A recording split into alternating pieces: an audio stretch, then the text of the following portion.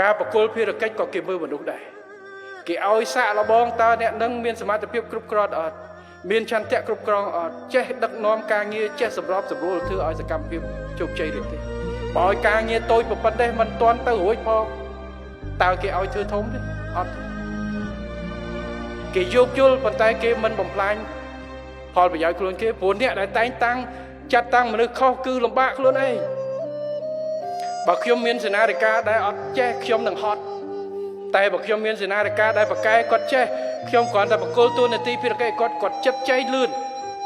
គាត់ចែកចែងការងារលះបានល្អមានការដោះមិនចេញគាត់ប្រាប់មកខ្ញុំរាយការណ៍សុំគោលការណ៍ខ្ញុំឲ្យគាត់ធ្វើខ្ញុំកាន់តែឲ្យសិទ្ធគាត់ទៀតតែបើសិនឲ្យការងារតូចគាត់ទៅមិនរួចស្អីក៏ត្រូវតែខ្ញុំហត់ដដែលអញ្ចឹងគឺពិបាកហើយការងារកាន់តែធំត្រូវមើលកាន់តែល្អិតតែបើល្អិតនេះយើងមិនចាំបាច់ផ្ទាល់ទេបើសិនយើងមានអ្នកជំនួយការយើងដែលចេះគឺការងារល្អិតឲ្យយើងត្រូវយល់បើសិនជាយើងមានអ្នកដែលជួយយើងមើលការងារល្អិតយើងទុកមើលការងារធំព្រោះការងារល្អិតនេះហើយធ្វើឲ្យមានការខូចគោលការណ៍តែបើអ្នកដែលជួយយើងនេះគាត់ជាអ្នកម៉ត់ចត់យើងស្រួលព្រោះបើមិនចឹងយើងចាំទៅបាទតកែហាងមួយបើសិនជាចុងភៅនឹងក៏អត់ម៉ត់ចត់គាត់ចេះតែចាក់ប្រៃភៀវកំ pl េនមានតែតកែនឹងចេញទៅសុំទោសពីយើង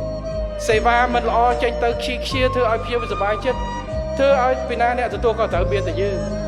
អញ្ចឹងដើម្បីយើងគ្រប់គ្រងយើងរក manager មួយដែលមើលជំនួសយើងបើ manager នឹងគាត់មិនប្រកបអញ្ចឹងគេត្រូវរកអ្នកដែលម៉ត់ចត់ប្រកែហើយចេះអភិវឌ្ឍខ្លួនដើម្បីខ្លួន